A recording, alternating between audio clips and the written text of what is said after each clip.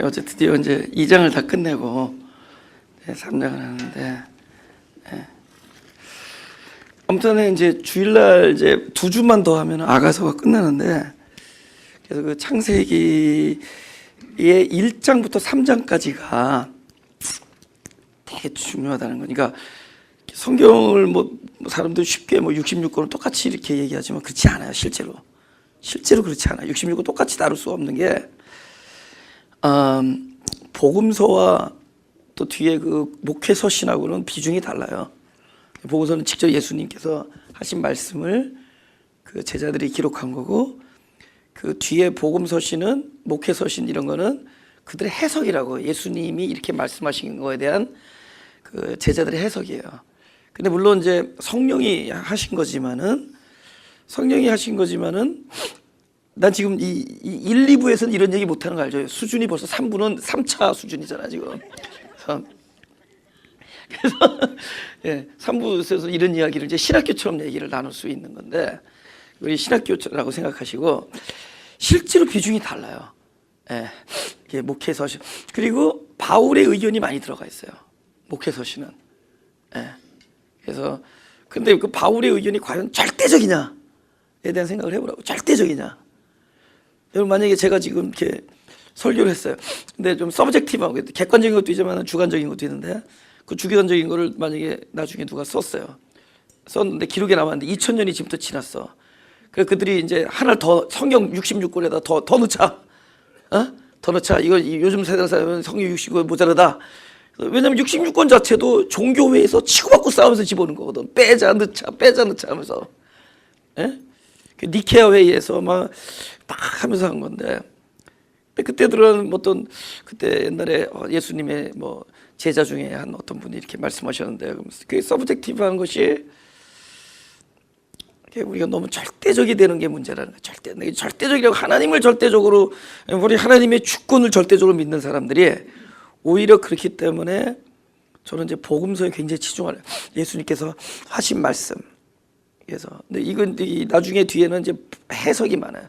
근데 갈라디아서나 로마서 같은 경우는 기가 막히게 해석을, 그 복음에 대한 해석을 사도 바울 아니면 할 수 없을 정도로 해놓은 거예요. 근데 이제 그 다음에 뭐 목회서신, 옥중서신 같은 경우도 굉장히 그 교리적인 거를 해석을 잘 해놓은 건데, 뒤에 가서 무슨 고린도후서, 전후서, 뭐 디도서, 뭐 디모데전서 이런 데 보면은 우리들 교회 안에서 서로 갈등하는 문제들이 자꾸 생겨요. 어떤 교단에서는 여자들 보고 가르치지 말라는데 뭐. 거기서 여자들이라는 게 도대체 뭘 말하느냐? 그래서 여자들이 도대체 뭘 말하느냐? 이게 치마 입은 여자냐? 아니면은 진짜 우리가 영적으로 볼 때 그 말씀에 씨앗이 없는 모든 사람들. 그러니까 사람들이거든요. 사람을 우리가 성경에서 여자로 봐요. 신부. 그 씨앗은 그리스도거든요. 그래서 사람의 상태, 그러니까 사람의 말이 나오지 말라는 거예요, 교회에서는. 여자의 말이 나오지 말고 우리 신랑이신 그리스도의 말이 나와라. 뭐 그렇게까지 해석한다고 또 절대적으로 맞느냐? 그렇게까지 해석한다고 또 절대적으로 맞느냐? 그렇게 또 얘기할 수 있다, 뭐 그런 거죠. 지금 에어컨 돌아가요, 장로님? 장로님 요즘 이상하게 소리만 내고 에어컨 안 돌아가게 하는 장치 하신 거 아니세요? 난 가끔 그럴 때가, 느낌이 올 때가 있어. 소리만 막 쇳소리 나게 하고 전기값을 아끼는 장치를 하신 것 같아. 그래서 아무튼 그렇기 때문에 좀 제가 그 비중을 좀 달래야 합니다. 근데 그런 부분에서 창세기는 절대적이라는 거예요. 창세기에는 그 아브라함부터 그 요셉까지의 그 4대 얘기가 결국 우리 한 사람 안에서의 이야기고, 그 다음에 에덴 동산과 노아의 이야기, 그것이 결국 남의 얘기가 아니라 바로 나의 얘기다. 그래서 제가 그 성경에 대한 그 바라보는 눈이 획기적으로 달라진 그것이, 그 모멘텀이 뭐였느냐? 그 에덴 동산에서 선악과를 따고 있는 사람이 3인칭인 그 남자가 아니라, 그때 그 아담이 바로 나다라는 거를 저의 입장에서 깨달았을 때, 그때부터 성경은 나에 대한 얘기. 그다음에 계시록, 아까도 얘기했지만 계시록이 어떤 사건을 예언한 거라기보다는 사람 안에서의 진리적 상태, 부활이나 이런 우리가 말하는 여러 가지, 재림, 부활, 뭐 여러 가지 이런 이야기들을 우리가 자꾸 사건 안에다 보는데 그거보다는 더 어떤 그러니까 실체, 그러니까 우리가 영적인 실체를 실제라고 이렇게 얘기를 하곤 하는데 실제다. 그러니까 그 실제는 뭐에 반대되는 말이냐? 이렇게 예표, 표적. 그러니까 그림자. 우리가 육체 이건 그림자거든요. 육체는 없어져요. 이거는 진정한 리얼리티가 아니라 트루스가 아니라 현재 보이는 피노미넌, 현상이에요. 그죠? 그다음에 현상에 우리는 사라지고 우리 안에 있는 그 진리화된 그 진리만 남는다. 그죠? 진리. 그리고 그 진리가 남았을 때 그 진리가 다름 아닌 그리스도였고 그리스도가 남고 그것이 하늘나라다. 그래서 우리가 죽어서 하늘나라 간다는 뭐냐면 우리의 이 살과 이것이 다 떨어져 나가는 거예요. 우리의 육신의 장막은 무엇의 제한을 함께 불러오르냐? 시간과 공간이라는 제약, 우리의 또 이모셔널 감정, 우리의 느낌, 바라보는 것, 이게 이런 것들로 우리를 제한시켜요. 컨파인한다 그러죠. 이 제한되던 것들의 옷을 딱 벗는 순간에 뭐만 남느냐? 내 안에 있는 진리만 남아요. 그 진리가 다름 아닌 그리스도고 그것이 하늘나라다. 그래서 결국 우리가 그 성경을 통해 또 하나님의 말씀을 통해서 또 하나님과의 직접 어떤 교통, 내 내면에 계신 그분과의 교통을 통해서 우리는 무엇을 계속 경험하는 거냐? 우리는 끊임없이 사람의 일을 경험하잖아요. 시공 안에서 갇혀 있어서 우리 자기 욕심, 이건 우리 본능이거든요. 우리 육신의 본능 안에서 끊임없이 펌프질해야 되는 그 디자이어, 가들리 디자이어가 아니라 우리 플래시 디자이어, 이게 육신의 이런 이 욕심과 맨날 저 사람의 욕심과 나의 욕심이 부딪히기 때문에 이게 평화가 안 되는 거예요. 이게 반목이 되고 갈등이 되고 분열이. 우린 너무 이것 안에 너무 소진하고 있는 거야. 그 사실은 더 깊이 우리 안에 잠재되어 있는 그리스도를 면밀하게 더 관찰하고 그 소리를 듣고 그분이 행하시는 삶 속에서 내 자신을 내어드리고, 비록 우리가 육체와 시공 안에 갇혀 있지만 그 안에서 그분이 나를 주도하는 것에 의해서 내 마음을 맡겨드리는 그런 하늘나라적 삶을 얼마든지 살 수 있다.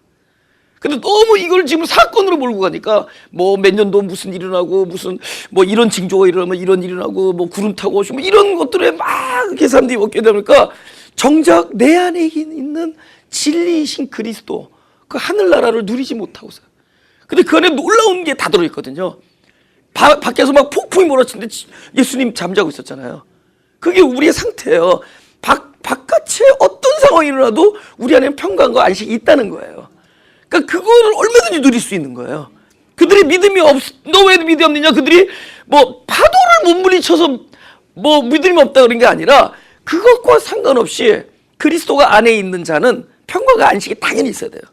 근데 지금 우리가 너무 여러분은 오들갑이 있는데 호들갑도 있어요. 호들갑들이잖아. 막 난리잖아. 뭐 베리칩이 어떠고 사람들 정신을 호구면아. 그러니까 진짜 진리를 못 만지고 진리를 누리지 못하고 진리와 함께 살지 못하게 만들어요.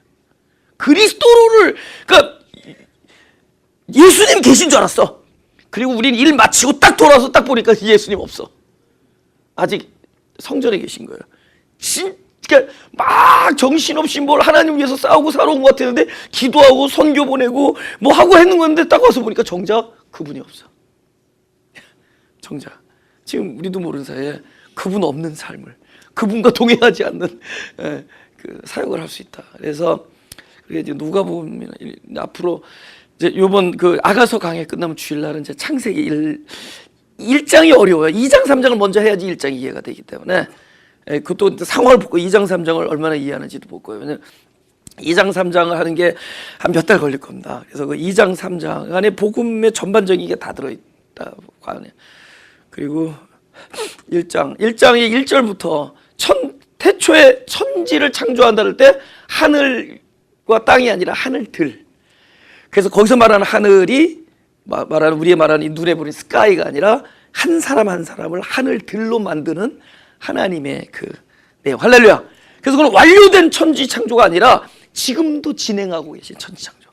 태초에 천지를 창조하시니라의 그 단어는 지금도 천지를 내 안에서 창조하고 계신, 나를 새 하늘로 만들고 있는 하나님의 모습. 그래서 창세기 안에는 그러니까 창세기와 계시록은 같이 일맥상통. 처음과 끝이 아니에요. 이렇게 해서 한 포인트 안에 다 들어있다. 그래서 우리가 주일날 아가서 지금 우리가 9개월 했잖아요. 그죠? 아가서를 9개월 했는데 이제 창세기 이제 하고, 그 다음에 이제 주중에는 이제 그 마태복음 강해가 곧 끝나고, 지금 23장이니까, 그리고 이제 로마서를 7장까지 끝냈으니까 8장부터 해서 끝내면 이제 계시록을 할 겁니다. 그래서 이제 로마서, 그 다음에 뭐죠? 마태복음 끝나고, 요 3부 누가복음 끝나고, 주일날 창세기하고 계시록 끝나면은, 그럼 우리 교회 이제 졸업해도 되지 않아요? 아니, 그럼 졸업하지 뭐. 뭘 또 긁어가지고 우리 그래. 그게 얼마 갈지 모르는 거지. 창세기 기대됐죠? 맞아요. 그 노아가 술을 왜 먹었느냐? 술이 있으니까 먹었다.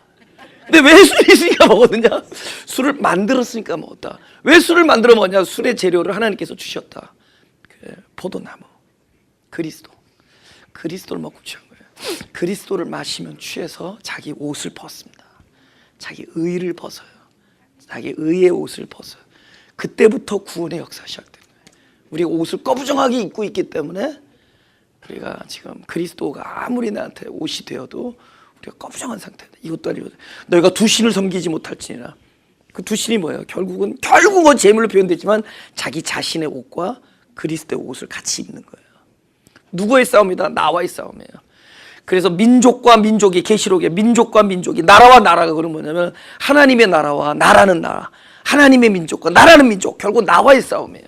그건 거기서 말하는 모든 원수마귀가 누구였어요? 결국 자기예요. 그러니까 자꾸 애매한 오바마 이 형 자꾸 얘기하지 말고 너무 애매하게 오바마 너무 그러지 말고, 거기서 말하는 그 민족과 민족이 싸운다 할 때 그 민족과 민족의 그 결국 하나님과 나와의 싸움. 결국 최대의 적은 자기 자신이다. 그죠? 우리 뭐 적그리스도 뭐 이런 거 자꾸 탈겟하지 말고, 사람들이 너무 바보 같아서 2세기부터 지금까지 계속 성경 속에서 적그리스도를 찾아왔다. 당시 시대. 지금도 그 짓 하고 있다. 근데 결국 성경에서 말하는 용, 짐승 이런 것들은 우리의 미스테이크입니다. 우리가 하나님이라고 여겼던 하나님이 정작 그 하나님이 아닐 때 그것이 사실은 나에게 용으로 다가와요. 그러니까 그 무서운 용도 결국 누가 만들어내냐? 내가 만들어내는 거예요. 그러니까 용이라는 존재가 따로 확 거기서 나오는 게 아니라 그 용도 내가 만들어내고 짐승도 내가 만들어내고, 성령, 그리스도를 내가 예수는 이거다라고 생각한 그 예수. 어떤 사람은 예수가 도깨비 방망이잖아요. 그죠? 예수님 지금 안 주시면 어떻게 십시오. 그 도깨비 방망이 그건 짐승이에요. 성경에서, 계시록에서 말하는 성경에서 말하는 짐승이다. 짐승. 그러니까 어디서 말하는 용, 짐승을 우리가 만들어요. 그러니까 최대의 적은 자기예요. 그러니까 자기로부터 벗어나는 거예요. 우리의 모든 죄의 근원이 내 안에 있는 욕심이거든요. 그래서 자기로부터 해방되어서 바로 그분의 세계로 들어가는 것. 근데 그분이 딴 데 있지 않냐고, 먼데 우리 상상의 날개 속에 아니면 저 위에 있는 것이 아니라 바로 내 마음의 법으로 새겨진 그분. 그래서 우리 인생 내내는 하나님께서 나를 태우실 겁니다. 태워서 그리스도가 아니고 진리가 아닌 것들 다 태워버리고 딱 그것만 남아요. 근데 그게 바로 하늘나라다. 그 하늘나라를 지금 우리가 믿음으로, 육신을 입고 있지만 믿음으로 그 하늘나라를 교통할 수 있다. 그렇게 됐어요. 그 너는 뭐 알고 이렇게 큰 소리 치는지 한번 물어보세요. 왜 큰 소리 치는 줄 아세요? 내가 말해도 확인할 길이 없기 때문에. 3장, 우리 누가복음 3장. 누가복음 3장 1절부터 디베로 가이사가 위에 있은지 15해 곧 본디오 빌라도가 유대의 총독으로, 헤롯이 갈릴리의 분봉왕으로, 그 동생 빌립이 이두레와 드라곤의 지방의 분봉왕으로, 루사니아가 아빌레네의 분봉왕으로, 안나스와 가야바가 대제사장으로 있을 때 하나님의 말씀이 빈들에서 사가랴의 아들 요한에게 임한지라. 근데 가끔 이제 우리가 그 세례요한이나 뭐 이런 사람들이 광야에서 이제 주님의 말씀을 듣고 뭐 그러는데, 그러면 이런 생각을 안 해보세요? 이 사람께서 하나님의 말씀이 다 그때에만 임할까요? 한번 생각을 해보자고요. 어쩌면은 하나님의 말씀은 늘 나와 함께 계시는데 우리 인생의 어느 지점에 가야지 그 말씀이 내 심령을 울릴 때가 있다는 거죠. 그러니까 이렇게 생각해보자고요. 우리 인생의 빈들, 그렇죠? 우리는 너무 정신없이 우리가 내 공동체와 사역지에서 시간을 다 보내고 있다가 어느 날 나도 모르는 사이에 내가 빈들에 처해 있는 자신을 볼 때가 있다. 근데 빈들에 갔더니 그곳은 무엇이 없느냐? 결국은 나의 삶을 통제하는 것이 하나도 없어. 나의 삶. 우린 때로는 이 종교의 이 틀 안에서 이 적당히 통제되는 데서 자신도 모르는 사이에 자신과 같지 아니하는 행동을 하면서 살아온 사람들일지도 몰라요. 어쩌면 내가 입고 있는 옷 때문에 옷에 걸맞는 삶을 사느라고 애쓰면서 본연의 자신의 모습을 모르는 채 살아갈 수도 있다는 거예요. 그러니까 나는 내가 누군지도 모르면서 사는 그런 시간을 어쩌면은 특별한 경우를 제외하고는 거의 대부분의 내 삶의 시간을 내가 누군지를 모르고 산다는 거예요. 내가 어떠한지. 왜? 너무나 나를 나같지 아니하게 할 수 있는 여건들이 너무 많은 거예요. 그죠? 남들의 시선, 나의 어쩔 수 없는 어떤 직분, 그죠? 이런 조직, 어떤 틀, 한계 이런 것들 때문에 어쩌면 자기 자신의 모습조차도 모르고 살아가는 거예요. 근데 하나님께서는 때로는 우리를 그쪽으로 인도하십니다. 광야로. 아무도 들려주는 사람 없고 아무도 나를 쳐다보는 사람 없고 나의 행동에 대해서 누구도 그 통제하는 곳이 없는 곳으로 내가 이끌려갈 때가 있다. 근데 그곳에 제일 먼저 보게 되는 것은 바로 타인이나 우리의 관심사가 아니라 거기서 제일 먼저 주목하게 되는 것은 바로 자신이다. 나 자신을 가장 바라볼 수 있게 해주는 빈들의 지점이 있다는 거예요. 할렐루야. 내가 구태 누가복음을 꼭 강의하려는 건 아니라 이걸 계기로 해서 우리 인생을 한번 같이 보자는 거죠. 주님의 복음 안에서. 나도 모르는 사이에 내가 그 지점에 와 있을 때가 있다. 근데 그 지점에는 바로 어떤 사건이 제일 먼저 일어나요? 빈들에 나가서 형이 동생을 돌로 쳐 죽이는 일이 있어요. 그러니까 사람 빈들에 내보내면 제일 먼저 뭐부터 한다? 살인부터 한다. 거기는 아무도 통제하는 곳이 없어요. 뭐가 드러나요? 우리 인간의 죄가 나의 본연의 나의 본질, 그죠? 흑암과 공허와 혼돈이 드러나는 곳이다. 거기서 자기 자신을 보는 곳이다. 근데 이상하지 않아요? 오히려 그곳에 여호와의 말씀이 임한다. 왜 그래요? 말씀은 빛이잖아요. 흑암이 확연한 곳에 오히려 빛은 선명하게 비칩니다. 내가 흑암을 아는 것이 오히려 그리스도의 말씀을 더 확고하게 보게 되는 계기가 돼요. 내가 누구냐, 그렇죠? 우리가 사역을 할 때 빛의 입장에서 가면 안 돼요. 저들과 함께 흑암의 자리에 함께 내려가 있는 거야. 함께 흑암의 자리에 있을 때 결국은 그 자리는 뭐야? 빛이 초대되는 자리고, 빛을 그 누구보다도 갈망하는 자리고, 빛을 더 잘 볼 수 있는 자리야. 묵상, 그죠? 어두운 데서 바라보잖아요. 묵상, 어두울 묵 바라볼 상. 그러니까 묵상할 수 있어요. 그죠? 내가 어둡다라고 하는 것을 볼 때 오히려 그분이 보여요. 잘 생각해보세요. 우리가 진짜 살면서 인생을 살면서 언제 깨달았는가? 증권 투자했을 때 올라갈 때 깨닫습니까? 로또 맞았을 때 절대로 못 깨닫고, 그죠? 잭팟 아들 하버드 대학 들었을 때 깨닫습니까? 그쵸? 그때는 모든 하자로 시작하고 다 좋아. 하버드 스트리트, 하버드 에비뉴, 하마 다 좋아 그때는. 온통 그때 뭐에 휩싸여 있어요? 자기 그 육적 감정 안에 휩싸여 버리잖아요. 근데 뭐야? 내 인생의 황량한 빈들에 처했을 때 아무도 내 이야기를 반응할 수 있는 사람도 없고, 또 그렇다고 나의 행동을 누가 코치해주거나 말할 사람이 아무도 없는 그곳. 그곳에서 자기 존재의 무력함과 내가 누군가를 의지하지 않으면 나는 철저히 고독한 존재를 깨닫게 돼요. 근데 그 누군가가 여태까지는 어떤 사람이고 어떤 건 줄 알았는데 결국 그곳에서는 뭘 깨닫냐? 내 내적인 그 갈망, 나에게 있어서 진짜 나와 함께 동행해야 되시고 나에게 임재해야 될 그분은 하나님 한 분이시다는 걸 보게 돼요. 그곳이 빈들이다. 그래서 그곳에서는 말씀이 더 잘 들리는 거예요. 아무튼 그 빈들이라는 거는 그만큼 우리 인생 이거 꼭 세례 요한뿐만이 아니라 우리 모든 사람들에게 그 인생은 끊임없이 빈들이 초대되어지는 거예요. 근데 그 자리를 놓치지 마라. 그 기회를 포착하고 그곳에서는 여호와의 말씀을 들을 수 있는 곳. 내가 누구냐, 내가 어둠이라는 걸 바라볼 수 있는 그곳이야말로 나야말로 하나님의 음성을 들을 수밖에 없고 들려지는 곳이다 라는 거를. 할렐루야. 네, 바로 그곳에 말씀이 임했다. 요한이 요단강 묵은 각처에 와서 죄사함을 얻게 하는 회개의 세례를 전파했다. 그죠?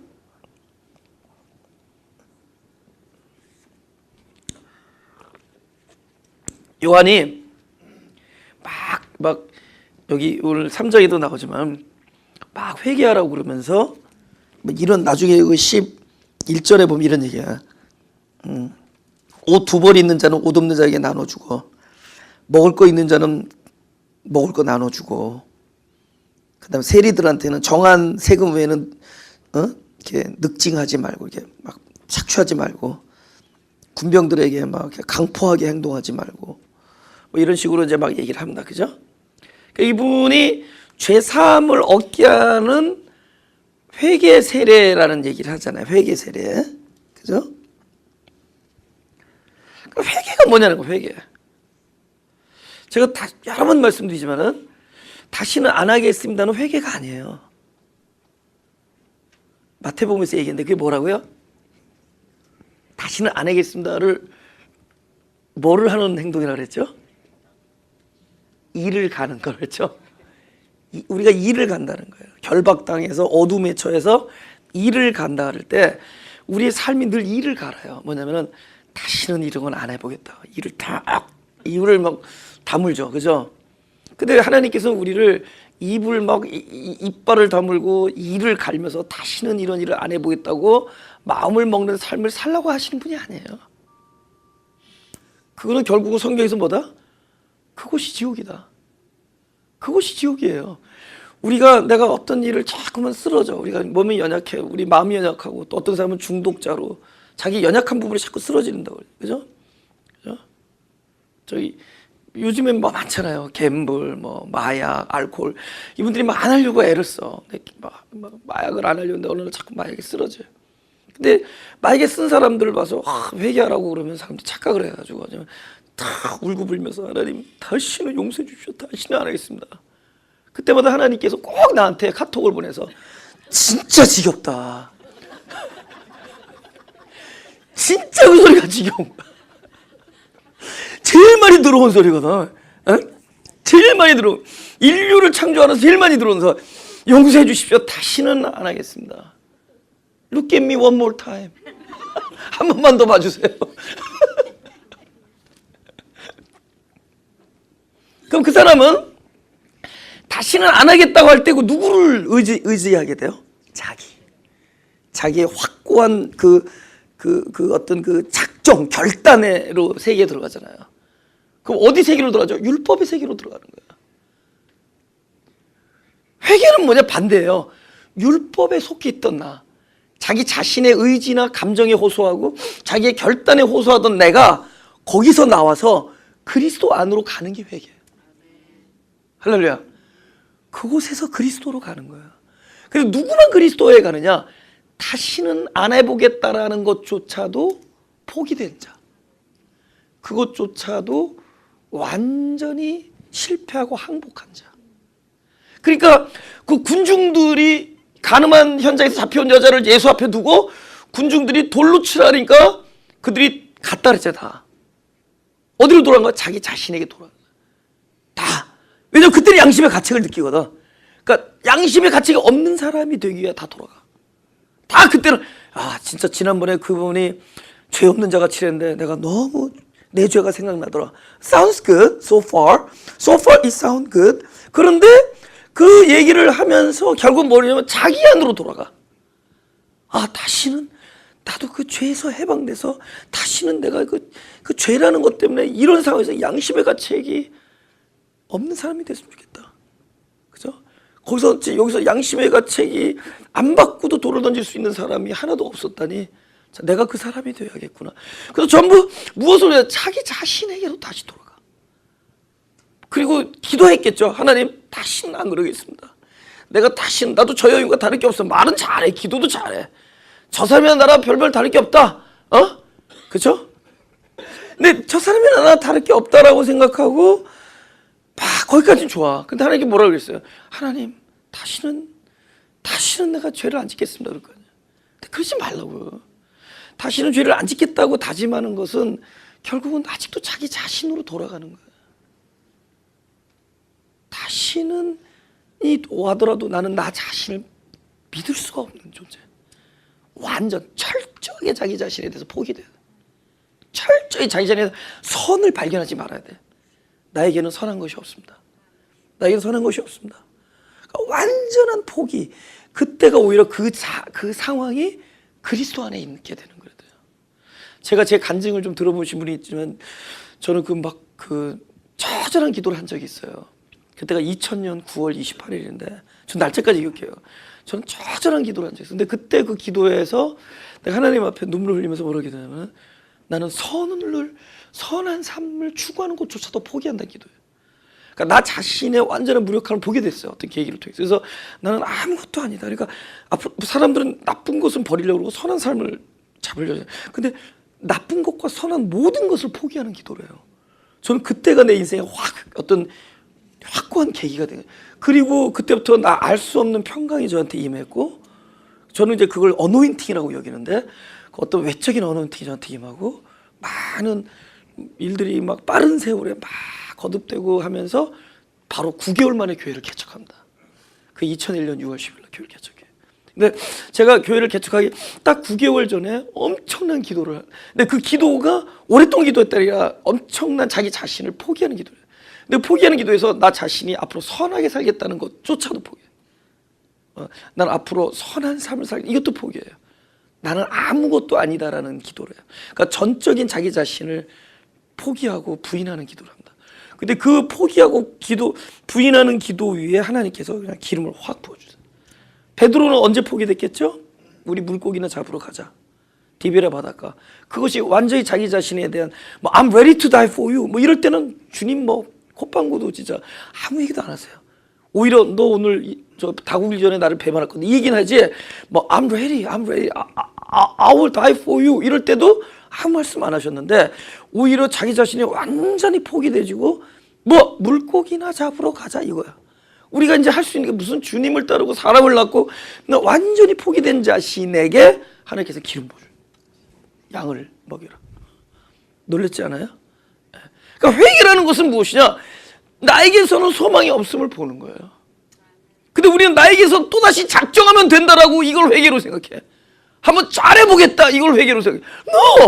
그건 다시 율법으로 돌아가고 모세에게 돌아가는 거예요. 오히려 모세에게 있던 자가 그리스도 안에 남는 거예요. 그러니까 그 가늠했던 현장이 거기에 혼자 남았어. 이 사람은 다시 돌아가도 또 자기 자신 믿을 수 없는 상태까지 그 지경까지 갔나 보죠. 그러니까 예수님이 제일 먼저 뭘 물어보냐면 누가 널 정죄하느냐? 없나이다. 나도 널 정죄하리다. 어떤 상태죠? 그리스도 안에 있는 자에게는 정죄함이 없어. 정죄함이 없는 상태가 돼. 그는 왜? 그리스도 안에 있기 때문에. 자기 자신에게서 이제 본 게 아니라 죽은 자로서 산 자에게 모든 것을 걸었어요. 죄로 인하여 죽은 자, 율법으로 인하여 죽은 자는 이제 나의 모든 희망을 어디다 걸어? 산 자이신 그리스도께 거는 거야. 그분이 이제 나를 살아. 이제 나는 죽고 그리스도가 살아. 그게 회개예요. 그러니까 그럼 세례요한을 보면서 뭘 보냈겠어요? 너희들이 어떠함을 계속 알려준 역할을 했겠죠. 그러니까 세례요한이 부드럽게 얘기를 안 해. 이 독사의 자식들아 곧 임할 진노를 네가 피하라 하느냐. 그분은 회개의 세례를 예비하는 거야. 회개를 예비하는 거야. 끊임없이. 너에게는 희망이 없다. 그리고 마지막 죽는 날까지 그 일을 하다 죽어요. 헤롯 왕과 헤로디아 여왕의 간음의 문제를 결국은 또 정죄해. 그럼 그들은 뭐야? 그 정죄 속에서 나는 죄인이구나. 이리로 가는 거죠. 나에게는 이 문제에 대해서 희망이 없구나. 이 사람들 옷 있는 사람들 옷 나눠주라. 그건 뭐예요? 불가능한 명령이죠. 거의 불가능해. 제가 볼 때 오늘날 설교의 모든 내용들은 불가능한 명령들이에요. 어디? 이웃을 사랑해? C-O-M-E 빰빰 O-N. 컴온. 어디 왼수를 사랑해? 어디 이웃을 사랑해? 이건 거의 불가능해요. 우리에게. 불가능이기 때문에 우리에게 회개가 일어나는 거예요. 죽은 자로서 산 자를 기다리는 거예요. 할렐루야. 네. 그래서 이야기가 시작되는 것이다.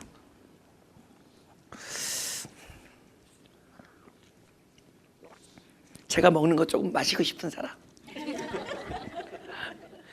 공짜로 내 오늘. 오케이. 4절. 선지자 이사야 책에 쓴 바 광야에 외치는 자의 소리가 있어 가로되 너희는 주의 길을 예비하라. 그의 첩경을 평탄케 하라. 모든 골짜기가 메워지고 모든 산과 작은 산이 낮아지고 굽은 것이 곧아지고 험한 길이 평탄해질 것이요 모든 육체가 하나님의 구원하심을 보리라. 오케이. 지금 광야에 봐야 돼. 오케이. 우리가 볼 때 광야 그럼 모세가 생각나잖아요. 그죠? 그 낙대 털로 그죠? 이렇게 가죽띠하고 다 거기서 이제 메뚜기 드시면서 이렇게 사시는 그분 생각나잖아요. 근데 실제로 성경에서 주목하는 거, 이사야를 통해서 주목한 거는 요한을 주목한 게 아니야. 광야에서 외치는 자, 요한의 입에서 나오는 말씀이었어요. 그러니까 광야에 외치는 자를 주목하라가 아니라 광야에서 외치는 자의 소리를 보라. 소리를. 그러니까 결국은 우리의 포커스는 뭐냐? 그 사람의 입을 통해서 나온 그리스도였어요. 그죠? 예. 그죠? 여러분 앞에 있는 목회자가 인격이 훌륭한 게 좋을 것 같죠? 여러분 이렇게 철없어 보이는 것도 굉장히 복음적이에요. 왠지 아세요? 계속 그러면 여러분이 그 목회자한테서 뭘 보지 않고 도대체 이 소리는 저 사람이 아닌가 봐. 저 사람일 수가 없어. 이 목소리, 이 소리는 그분이다 이렇게 될 수 있죠. 근데 만약에 내가 이렇게 모든 게 다듬어지고 막 인격이 다듬어지고 여러분이 저를 보려면 이렇게 막 감히 그냥 맨눈간으로 못 보고 이렇게 선글라스를 끼고 봐야 되고 그 정도가 되면은 내가 무슨 거룩한 소리를 하더라도 그것은 꼭 뭐가 묻어서 나오죠. 내가 묻어서 나와. 그래서 내가 안 묻어서 나오는 거 감사해야 돼요. 이거를 굉장히 고급의 비싼 스피커가 이런 스피커예요. 그러니까 스피커 모양은 별로 없는데 소리가 좋은 거야. 근데 어떤 건 비까번쩍하게 만드는데 소리가 짜자자자 이 소리가 나와. 어떤 걸 원하겠어요. 그러니까 이건 스피커가 좋아서 그런 게 아니라 그 스피커가 무엇으로 만들었어도 하나님 그 안에 있는 그 소리 바로 그리스도예요. 그리스도. 할렐루야. 그러니까 저나 여러분은 광야에 외치는 자가 되고 그 소리를 담은 자가 되고 그 소리는 그리스도여야 돼요. 그죠? 그러니까 우리가 저기 손가락으로 딱 저 스피커를 보내는데 사람은 저 손가락에 낀 반지를 본단 말이야. 손가락을 본다든가. 이건 아무것도 아니거든. 이건 인디케이트 하는 거거든. 저거를 지적하는 거고 딱 저거를 보게끔 해야 되는 거죠.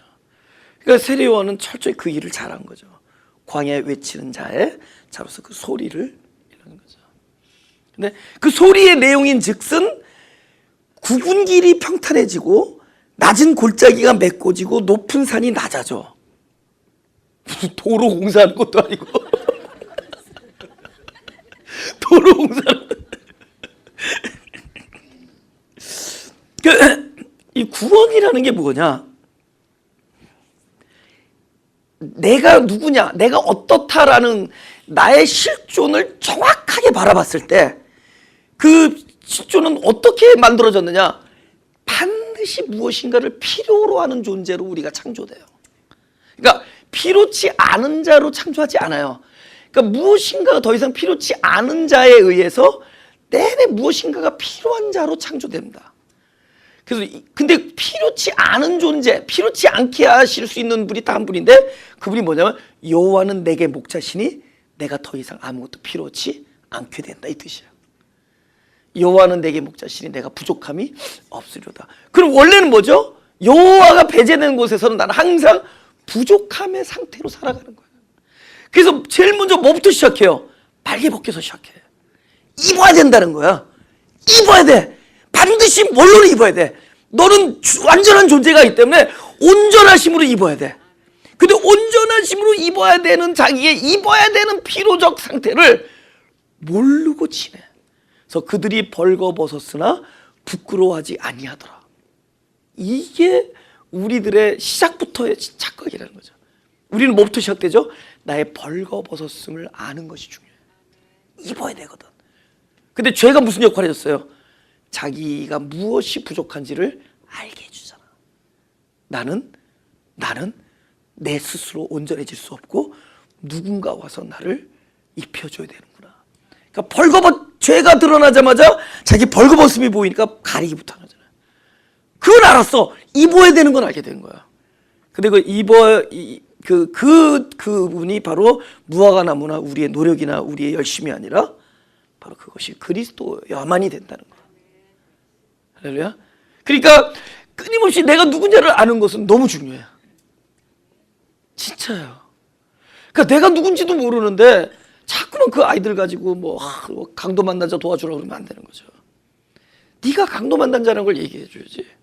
자꾸 강도 만난 자를 도와주는 사람이다 그러지 말고 바로 네가 강도 만져서 너는 이미 강도 만져서 거반 죽게 됐는데 하나님이 거반 죽게 돼서 힘이 없는 사람에게 언제 목숨 다하고 언제 힘을 다하여 하나님을 사랑하고 이웃을 내 몸같이 사랑하라고 그래.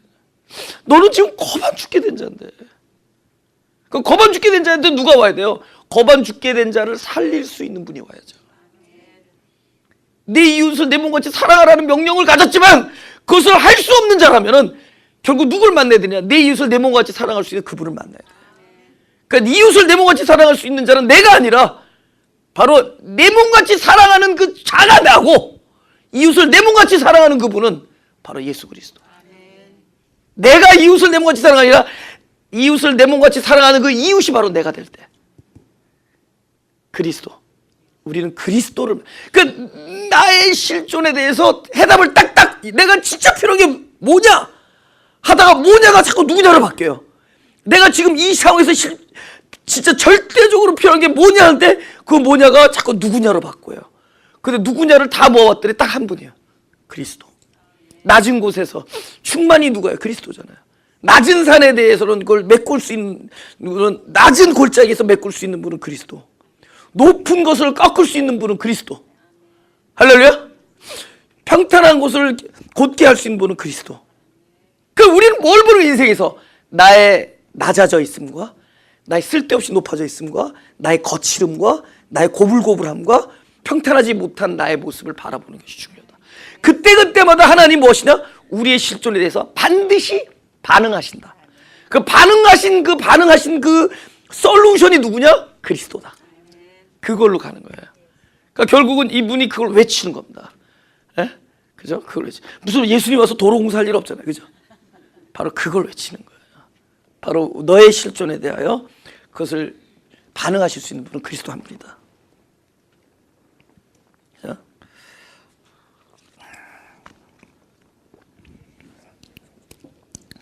오케이, 7절. 요한이 세례받으러 나오는 무리에게 이르되 독사의 자식들아 누가 너희를 가르쳐 장차 올 진노를 피하라 하더냐. 보세요. 장차 올 진노가 무엇이냐가 중요한 게 아니라 장차 올 진노를 과연 네가 피할 수 있느냐 이거예요. 네 능력으로 할 수 있느냐. 근데 독사의 자식들은 뭘 가르쳐주죠? 너에게 상이 임하고 저주가 임하는 것에 대해서 결정을 할 수 있는 자가 너다라는 걸 가르쳐준 게 독사의 자식들이에요. 율법의 핵심이 뭐예요? 네가 잘하면 축복받고 잘못하면 벌받는다 이거잖아요. 신명기 28장 내용에 네가 주의 말씀을 듣고 충성하고 복종하면은 너도 복을 받고 너희 집에 오는 나그네도 복받고 너희 집에서 키우는 개 돼지도 축복받고 이런 얘기잖아요. 에?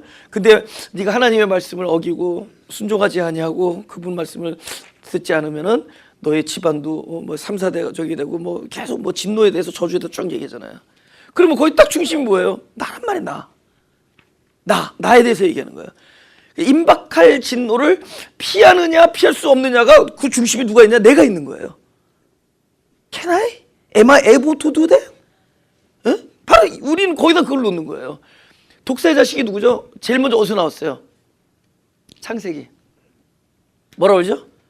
3장 14절을 보죠. 3장 14절. 14절이요? 예, 창세기. 예, 3장 14절. 예. 11절부터 볼까요? 내가 너더러 먹지 말란 명한 그 나무 실과를 내가 먹었느냐? 아담이 가로되 하나님이 주셔서 나와 함께 하신 뭐라고요? 여자 그가 그 실과 나무를 내게 주옵노라 내가 먹었나이다. 자기가 먹었는데 여자가 때문에 그죠? 여자가 먹으라 해도 안 먹으면 그만이잖아요, 그죠? 예. 그러니까 이런 남자한테 시집까지 말 것. 근데 우리 남자는 안 그럴 줄 알았는데 우리 남자가 제일 먼저 그러더라는. 근데 13절 여호와 하나님이 여자에게 이르시되 네가 어째 이렇게 하느냐? 여자가 그러되 뱀이 나로 괴물어 내가 먹었나이다. 지금 전부 누구 탓하죠? 예, 탓하죠, 그죠? 근데 성경의 요지는 뭐예요? 너다라는 거죠. 네 안에 있는 욕심이 너를 먹었다는 거죠. 그죠? 그럼 보세요. 우리가 지금 죄인 됐다라는 거, 우리 원죄론이라는 거 얘기하죠, 그 원죄론. 내가 죄인 된 게 그 사람 때문입니다. 이거 똑같이 뱀이 여자랑 하는 거랑 똑같죠. 여자랑 얘기랑 똑같은 내용이죠. 내가 죄인 된 것은 아담 때문입니다. 이런 뭐야? 내가 선악과를 먹은 것은 당신이 창조하신 여자 때문입니다. 여자는 뱀 때문입니다. 지금 이게 뭐예요? 자기가 먹었는데 지금 남 때문에 그렇다는 거죠. 우리가 태어나면서 나는 아담의 죄 때문에 내가 죄인 됐다 이러면 똑같은 얘기하는 거죠. same thing이에요. 그 이야기를 다시 짚어보자는 거예요. 아담 때문인가? 내가 죄인 된 게. 다시 얘기하지만 거기서 먹고 있는 자가 바로 나 자신이에요. 우리는 에덴이라는 것이 한 어떤 날짜, 어떤 과거에 어떤 순간에 있었던 하나의 사건으로 보지 말고 내 인생에 내 마음 땅에 늘 선악과가 있으며 선악과라는 계명을 받았어도 우린 거기서 나의 자유, 진정한 진리 안에서의 자유, 먹고 싶은 욕심으로부터의 자유가 아직 결핍되어 있기 때문에 그저 아직 자유되지 못했기 때문에 아직 욕심 때문에 그 계명을 가지고 있으면서도 날마다 그 선악과를 먹고 있는 거를 보라는 겁니다. 그건 나예요, 나. 거기서 먹고 있는 건 누구다? 할렐루야. 근데 좋아요. 거기서 먹고 있는 내가 누구죠? 죄인이죠. 먹고 있으니까. 근데 인자는 누굴 부르러 왔다? 영자는 의인을 부르러 왔지만 인자는 죄인을. 죄송해요. 영자 계신 분 주세요. 인자 그리스도는 죄인을 부르러. 왜냐? 백성이 아니면 죄인이 안 돼. 자기 백성이니까 죄인 되지. 왜? 법을 받았으니까. 남을 구원하는 게 아니라 자기 백성을 구원하는 거예요. 그렇죠? 그러니까 이 원죄론이라는 얘기나 그 여자가 줘서 먹었다는 얘기나 뱀이 줘서 먹었다는 얘기가 똑같은 얘기예요. 우리는 그 아담 때문에 죄인 된 게 아니라 우리는 그 죄인으로 태어나. 왜? 법을 가진 이상, 법을 받은 이상. 왜? 하나님의 자녀니까 법이 있을 거 아니에요. 법을 가지고 있는 이상 우리는 하나님과의 관계에 놓이는 이상 죄인일 수밖에 없어요. 하나님과의 관계 아래 놓이는 이상 우리는 죄인이다. It's okay. 그 죄인은 누가 알아서 한다? 인자가 처리하신다. 죄인을 불러오신 예수께서 저가 저희 백성을 자기들의 죄에서 구원할 자라 하심이라. 그렇죠? 그래서 나의 죄인됨이 드러난 곳이 구원함이 이루어지는 곳. 내가 죄인됨이 알려지는 곳이 하나님의 구원의 역사가 일어나는 곳. 그래서 날마다 내가 나의 죄인됨이 보여지고 내 마음 동산에서 선악과라는 실과를 따먹고 있을 때 그곳은 곧 아담아 어디 있느냐라고 부르시는 동산에서의 여호와 임재를 경험하는 곳이 될 것이다. 할렐루야. 바로 그곳이 그냥 날마다 우리는 그곳에 있고 날마다 그곳을 찾아오시는 그분을 만나고, 그러면서 빌립보서에 말하는 것처럼 날마다 구원을 이루어 나가는, 구원된 자이기 때문에 구원을 이루어 나가는, 구원을 실제화하고 경험한다는 뜻이죠. 그렇죠? 그러면서 여기 이제 14절에 여호와 하나님이 뱀에게 이르시되 내가 이렇게 하였으니 내가 모든 육축과 들의 모든 짐승보다 더욱 저주를 받아 배로 다니고 종신토록 흙을 먹을지니라. 저주를 받아 배로 다닌다. 그러니까 이렇게 배를, 그러니까 모든 나의 삶의 모든 관심과 모든 그 중심, 기초가 어디 있느냐? 배에 있어요. 그래서 저희들의 저희들의 가시 누구냐? 배다. 사실은 너희들이 하나님을 신이라고 그러지만 죄송한데 이렇게 표현해서 배때기가 신이다. 네 배가 신이다 그래요. 결국 배를 채우는 거예요. 그 야곱이 어떻게 돼요? 야곱이 형의 발꿈치를 붙들기 위해서 어떻게 되죠? 배를 땅에 대고 기어갔을 거 아니야. 엄마라는 그 엄마 뱃속 안에서 배를 땅에 대고 뱀처럼 기어가잖아. 결국 뱀으로 출발한 자들이에요, 우리는. 야곱, 배를 땅에 대고 누구의 형상이에요? 딱 뱀의 형상으로 짓는 거예요. 그죠? 어떤 분은 복음의 열심을 이야기해요. 이것도 COMEON, come on. 이건 복음의 열심이 아니라 배로 기어다니는 형상으로 출발했지만 거듭내셔서 아들의 형상으로 만드는 하나님의 복음. 그죠? 그래서 배를 대고 잖아요. 그들은 모든 관심. 그래서 뱀의 자손, 이 뱀의 자손, 결국은 이 뱀을 얘기하지만 뱀은 계속 자손으로 넘어가죠. 그러니까 뱀의 자손과 비슷한 말, 독사의 자식, 똑같은 거죠. 독사의 자식, 뱀의 자손, 똑같은 거예요. 그러니까 너의 자손, 그러니까 예수님께서 그때 그 뱀의 자손, 그러니까 여기서 뱀은 어떤 역할을 했죠? 뱀이 우리가 생각하는 뭐 물 달린 마귀 와서 이겁니까? 뱀, 우리에게 무엇을 가르쳐 주는 거죠? 육의 언어. 육의 언어. 그거 먹어도 괜찮다. 그리고 어디를 슬쩍 건드리죠? 이거 먹지 말라더냐? 관심을 어디다 둬요? 무엇을 하지 않는 것. 예수 믿는 사람은 이걸 하면 안 되고, 예수 믿는 사람은 이거 하면 안 되고, 뭐 썬데이에 뭐 가게를 열면 안 돼. 여러분 그거 고쳐야 돼요. 우리 주일은 쉽니다 고쳐야 돼요.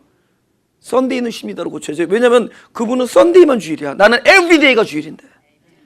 그러니까 그분이 에브리데이가 주일인데 주일은 쉽니다 그러면 그분은 365일 돈 안 벌겠다는 뜻이에요. 무슨 얘기인지 알죠? 그러니까 막 그러잖아요. 예수 믿는 사람 뭐 하면 안 되고, 뭐 나는 어렸을 때 우리 교회 목사님이 그렇게 가르쳤어. 예수 믿는 사람 가게에서 물건 사 먹어도 안 된대. 그 짜장면 먹으면은 대빵 큰 지옥에 가는 거였어. 그 몰래 먹고 테레비 OMG 그걸 완전 오락이고 완전 저도받을 짓이었다고. 학생이 공부도 못했어. 공부하는 것도 네 사회생활을 증진시키는 거라 그래가지고 공부, 그래서 토요일날 12시까지 공부하고 일요일날 교회 갔다 와서 2시부터 판피린 2병 먹고 잠들었다가 12시에 깨가지고 공부하고 그랬다고요. 앞에 계신 이 총명하신 분도 그러겠다는 게 믿겨져요? 그러니까 뱀이 뭐라고 얘기한 거예요? 중앙 동산에, 그 동산에 있는 나무의 실과를 먹지 말라더냐? 뭐예요? 관심을 어디다가 뭐뭐 하지 않는 것. 하나님의 뜻을 완전 왜곡시킨 거죠. 하나님의 그것을 먹는 날에는 죽으리라 하는 그 어떤 영적인 깊은 뜻의 언어를, 영의 언어를 그냥 먹지 말라더냐? 그거 안 먹으면 되는 거야. 하나님의 뜻은 그러면 그거 안 먹고 날마다 먹고 싶은데 죽음이 두려워서 안 먹는 상태. 이거는 예수님께서는 먹은 거다 이렇게 얘기하시죠. 산상수훈에서는 그런 상태로 있는 거, 어정쩡한 관계로 영원히 에덴 동산에서 계속 노는 거를 원하실까요? No! 거듭나서 영생을 얻은 존재로 하나님과 영생하는 것을 하나의 뜻이죠. 그렇게 해서 뭐가 필요해요? 그들은 선악과와 생명나무를 다 거쳐야 돼. 선악과를 통해서 본인의 죄가 드러나고, 죄가 드러난 곳에 생명나무가 오셔서 부활이 돼야 돼요. 할렐루야. 그 지점. 그래서 하나님께서 그 마음 동산에 생명나무를 찍어 놓은 거예요. 그죠? 너의 죄가 드러나는 거. 구원이 필요한 자라는 거. 그죠? 근데 그 관점을 싹 바꿔. 그러니까 오늘날 율법, 그 바리새인들 보고 하는 예수님께서 이 독사의 자식들아, 이거 뭐 뱀의 후손 똑같은 거예요? 그들은 어떤 언어죠? 영의 언어예요? 육의 언어예요. 문자 그대로. 하지 말라 그랬으면 하지 말래라는 거예요. 저는 아직도 그런, 바깥에 나가면 그런 얘기를 듣는데도 전도사님은 왜 성경을 꽈서 설교하죠? 왜 글자 그대로 안 가르치죠? 그런 거예요. 그 눈에는 꽈로 보이나 보죠? 그죠? 안 보이면 꼬는 거로 보이는 거지. 그럼 본인도 모르는 사이에 뱀의 자리에 있다는 걸 왜 몰라요? 여러분 이거 하지 마십시오. 하나님께서는 이렇게 하는구나. 내가 볼 때 제일 무서운 소리가 하나님께서 여러분이 이렇게 하기를 원한다라고 은근히 강요할 때 사람들이 어떤 착각을 일으키냐. 우리도 그런 삶을 살 수 있다는 착각들을 해. 아니에요. 오로지 사람이 할 수 없는 것을 하나님만이 할 수 있습니다가 복음이에요. 누가복음 18장 27절 사람이 할 수 없는 것을 하나님만이 할 수 있다. 그게 복음입니다. 그러기 위해서는 사람이 할 수 없는 것을 보는 게 인생의 반이 돼야 돼요. 근데 인생의 99% 동안에 아직도 사람이 할 수 없는 것을 할 수 있다. 해보자. 이렇게 하는 거죠. 하면 된다 뭐 이러잖아요. 독사의 자식들이 뭐겠어요? 결국은 그 율법을 가리키는 그 속에는 어떤 탐욕이 있죠? 결국은 내가 중심이 되잖아요. 내가 잘하면 되고 내가 하나님을 기뻐. 근데 하나님을 기쁘게 하면서 사실은 그게 뭐예요? 그것이 내가 이 세상에서 복받는 일이요, 내 배가 편해지는 일이요, 나의 디자이어를 충족시키는 일과 맞물려지는 거야. 그 말로는 하나님을 기쁘게 한다고 하지만 그 율법적인 삶의 메커니즘이 자기 그 중심이 나이기 때문에 자기 영화, 자기 축복이에요. 그래서 여러분 잘 보라고요. 어떤 사람이 교회 막 몰리나 진짜 율법적인 데가 가장 득세. 율법적인 득세인데도 예, 율법적인 가르침이 있는 곳일수록 사람들은 왜 저렇게 묶이는 곳에 너 아니에요. 그분은 묶인다고 생각하지 말고 그것이 가장 안전하다고 생각해. 하나님의 어떤 그 아주 안전한. 그래서 그분들은 내가 볼 때는 보수가 필요한데도 그분들은 그걸 보수적이라고 생각해요. 사실은 보수가 필요한 분들인데. 보수적. 그걸 보수. 근데 사실은 알게 모르는 사이에 자기도 모르게 그 중심에 내가 들어야 돼요. 그래서 하나님을 기쁘게 한다고 하지만은 가능하면 하나님부터 벌을 피하고 하나님부터 축복을 받기를 원하고 그래서 그들의 그 설명은 결국 네 신은 배다. 항상 무는 데만 쫓아. 뱀이 뭐예요? 어디 물 거 없나? 그게 물으려고 그러잖아요.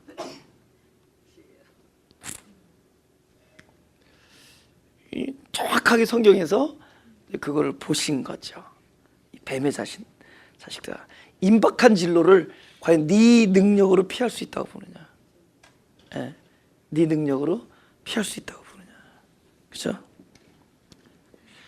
할렐루야. 네, 8절 누가복음이죠? 네. 8절 그러므로 회개에 합당한 열매를 맺고 속으로 아브라함이 우리 조상이라 말하지 말라. 내가 너에게 이르노니 하나님이 능히 이 돌들로도 아브라함의 자손이 되게 하시리라. 이거 비슷한 거 예수님이 말씀하신 거 기억나세요? 이거 비슷하게 얘기한 거였는데 하나님이 돌들로도 아브라함의 자손 되게 하리라. 비슷한 얘기 예수님이 한 거 기억나세요? 돌들이 소리지러 찬송하리로다 그러죠. 그래서 너희들이 하지 아니하면 돌들로도 나에게 찬미하게 하리라. 예루살렘 입성하실 때. 그러니까 일단은 표면적으로 볼 때 돌들로도 해야 되겠다라는 건 뭐죠? 더 이상 혈통은 아니다. 그죠? 그러니까 더 이상 혈통은 아니에요. 그러니까 혈통이 아니기 때문에 지금 소위 우리가 말하는 그 뭐죠 거기 그거 있잖아요. 뭐 중동 뭐 이스라엘 회복이 그 민족과는 관계 없습니다. 그래서 자꾸만 이 로마서 뒤에 뭐 9장 10장 이런 걸 해석하면서 그 뭡니까 그 이스라엘 민족들이 다시 근데 그 개념 없어요. 이제 그런 개념에서부터 나와야 돼요. 계속 사도 바울을 통해서도 더 이상 너희는 육적 할례, 표면적 할례, 표면적 유대인이 유대인이 아니라 오로지 영적 할례를 받은 이면적 유대인이 유대인이다. 그죠? 그래서 성도 유씨에서 유대인인 야곱에서 전주 이씨 이스라엘로 바꾸죠. 성도 싹 바꿔버려요. 이스라엘 막 바꾸려. 그 관계 없다. 전혀 상관이 없다. 전혀 상관이 없다. 그래서 저 표면적인 이유는 더 이상 혈통이 아니다. 두 번째는 더 이상 돌을 사용하지 않는다라는 암시입니다. 더 이상 그동안에는 뭐예요? 돌로 새겼죠. 그럼 돌 안에서 돌과의 관계로 하나님과 자손의 관계가 형성돼요. 물을 통해서 돌에 새겨진 법을 통해서. 근데 이제는 돌을 통한 그런 혈통 관계에서 벗어나서, 왜냐면 꼭 이렇게 하겠다는 게 내가 돌들로 아브라함의 자손을 만들겠다 아니라 더 이상 그런 종류의 하나님과의 관계가 놓이지 않아요. 이제는 그러죠. 하나님의 긍휼하신 그분의 마음 안에서 우리의 생각과 마음에 당신의 법을 새기는 순간 우리 하나님의 자손이 됩니다. 그렇죠? 내가 이 돌에 새긴 법을 너에게 주노니 이것을 지키는 순간 너는 너의 하나님이 되고 너는 나의 백성이 되리라. 여기에서 나오셔서 이제는 에레미야를 통해서 내가 내 법을 너의 마음과 생각에 기록하리라. 그래서 우리에게 아무런 것들 조건부나 우리에게 무엇을 요구하지 아니하시고 당신의 행하심만을, 당신의 언약을 선포하시고 언약 안에 있는 순간 너는 나의 백성이 된다. 내가 나의 법을 너의 생각과 마음에 기록하리라. 그러면 너희는 나의 백성이 되고 나는 너의 하나님이 되리라. 이제는 엄청나니까 새로운 시대가 열리는 것을 선포하는 거예요. 그죠? 이게 벌써 세례요한이 이제 율법의 마지막이에요. 그러니까 결국은 율법의 마지막이라는 거, 율법이 끝났구나 이걸 보지 말고 새로운 게, 이것이 마지막에 새로운 게 열린다. 우리가 무엇인가 멸망한다 그럼 멸망으로 보지 말고 계시록은 계속 멸망이에요. 멸망이라는 건 뭔가 새로운 것이 도래를 보자는 거죠. 여러분 이 건물 그냥 안 지어요. 먼저 멸망시킨 다음에 짓죠. 그죠? 먼저 이게 다 부순 다음에 이게 짓는 거예요. 마찬가지로 무엇인가 멸망됐다라는 것은 새로운 것이 생긴다는 거예요. 그래서 마태복음에서도 뒷장에 나오면은 계속 예루살렘이 멸망할 것이고 그 돌성전이 무너질 것이라 예언하지만 그분의 목적은 무너뜨리는 게 있는 것이 아니라 새로운 성전, 진짜 그야말로 진리 안에서 실제로 존재하는 성전을 하기 위해서 얘기하는 거죠. 그러니까 여기서 뭐 이제는 더 이상 너희들 더 이상 너희가 돌에 새긴 것만이 자식이 아니다.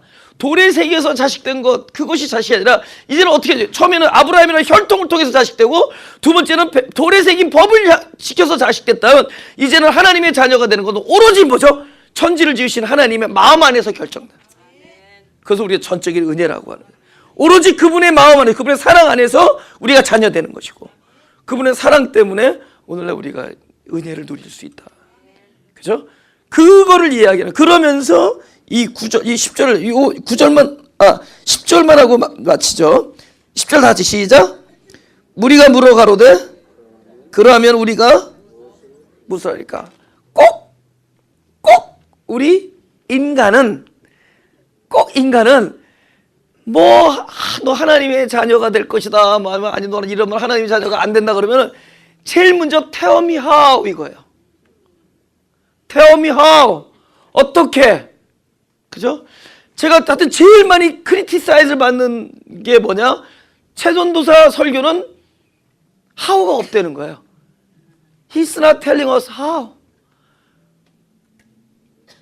당연하죠. Because I don't know how. 내가 how를 모르는데 어떻게 how를? 근데 나는 how는 모르지만은 스펠링을 스크램블을 할 수 있어. 딱 스크램블 하니까 how가 who가 되더라고. 누구냐라는 문제예요. 누구? 왜냐면 우리가 how라고 하는 순간에 내가 할 수 있다라는 게 전제되잖아요. 내가 무엇인가를 할 수 있다. 근데 who 그러면 나는 죽은 자잖아요. 죽은 자에게 무슨 how가 있겠어요? 그러니까 이 사람들도 벌써 이 딱 본질적인 문제, 하나님의 자녀의 문제, 닥쳐올 진노의 문제가 딱 나오는데 된 우리가 무엇을 하오리까 딱 나오는 거예요. 아가서 8장 8절. 이거 다음 주 거 우리 예고해요. 다음 주일날. 아가서 8장 8절. 아가서 8장 8절. 다음 주일날 우리 다 같이 읽어볼까요? 964 페이지. 네, 시작. 우리에게 있는 작은 누이는 아직도 뭐가 없다? 유방이 없구나. 그가 청혼함을 받는 날에는 우리가 그를 위하여 무엇을 할꼬. 이게 참 재밌는 게 아가서는 여자 얘기잖아요. 여자가 주님을 사랑하는 문제잖아요. 근데 여기서 우리가 무엇을 할꼬라고 얘기한 자가 누구냐가 중요해요. 그죠? 그래서 우리가 무엇을 할꼬. 창세기 1장. 오케이. 26절 제가 읽겠습니다. 1장 26절. 하나님이 가라사대 우리의 형상을 따라 우리의 모양대로 우리가 사람을 만들고 그로 바다의 고기와 공중의 새와 육축과 온 땅과 땅에 기는 모든 것을 다스리게 하자 하시고 하나님이 자기 형상 곧 하나님의 형상대로 사람을 창조하시되 남자와 여자를 창조하시고 하나님이 그들에게 복을 주시며. 오케이. 그래서 우리가 얘기 나오죠. 그래서 여기서 우리가 그들을 위해서 이렇게 하자 이렇게 저렇게 해서 우리라는 단어가 나온다. 근데 여기서 아가서에서 그 우리라는 것은 결국은 전에는 사람으로 출발했지만 그리스도가 나의 신랑으로 오셔서 나와 하나가 되어서 이제는 내가 얘기하는 것이 아니요 내 안에서 하나님께서 일을 하는 것이라의 상태, 철저한 연합의 상태에서 우리라는 개념으로 넘어가요. 그럼 이때 이 결정은 사람의 결정이 아니라 신의 결정이 되는 거죠. 그러면 여기서 우리가 작은 누이를 위하여 무엇을 할꼬 할 때 거기서는 우리가 보통 이야기할 때 내가 하나님을 위해서 어떻게 할꼬를 이야기하는 것이 아니라 하나님을 위해서 무엇을 할꼬라는 것을 할 수 없는 자를 위해서. 왜? 이 사람 뭐가 없죠? 유방이 없어요. 여기서 나오는 근본적인 영적인 탯줄이 없어. 생명의 씨앗이 없고 근원이 없어요. 우리 근원이 없는 사람들을 위해서 누가 하죠?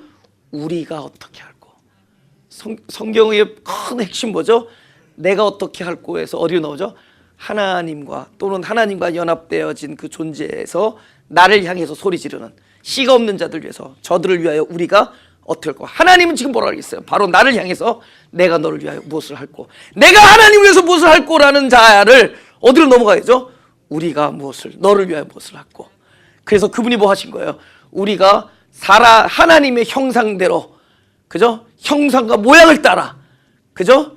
우리의 모양대로, 그죠? 사람을 만들자, 그죠? 형상을 따라. 원래 형상, 그림자로 창조하시고 모양대로 완성하시는 하나님의 일을 언제까지 하죠? 지금 우리가 하나님을 위해서 무엇을 할꼬를 했을 때 나에게서는 그런 영적 탯줄, 그런 힘의 근원이 하나도 없는 자가 그거 가지고 끙끙 곤고해하고 있을 때 오히려 하나님께서 창세기 1장 20절 내가 너를 위하여 하나님의 형상을 따라 모양대로 사람을 만들자. 여러분, 그러니까 그 옛날에 어떤 한두 사람 만난 이야기가 아니라 지금 나를 만들고 있는 하나님의 얘기. 나를 위하여 그분께서 우리가 너를 위하여 무엇을 할꼬. 뭘 하죠? 형상을 따라 나를 창조하시고 모양대로 나를 만들어 나가고 계시는. 그래서 천지, 태초에 천지, 하늘들과 땅을 만들어 땅으로 출발한 자들을 하늘들로 만들어내가고 있는 그 일을 지금 하고 계신다. 창세기는 옛날 얘기도 아니고 계시록은 내일 얘기가 아니라 창세기와 계시록과 모든 복음은 지금 나에 대한 얘기고 그 에덴 동산 지금 내 마음 안에 있고 그리고 포도원도 내 안에 있고 내가 그 사람들이 만드는 종교의 포도원에서 쫓겨나와 바깥에서 죽었지만 죽은 곳에서 그리스도가 살아나신다면 그곳이 말로 바로 포도원이요. 이것이 바로 옛 것은 지나갔으니 새 것이 되었다.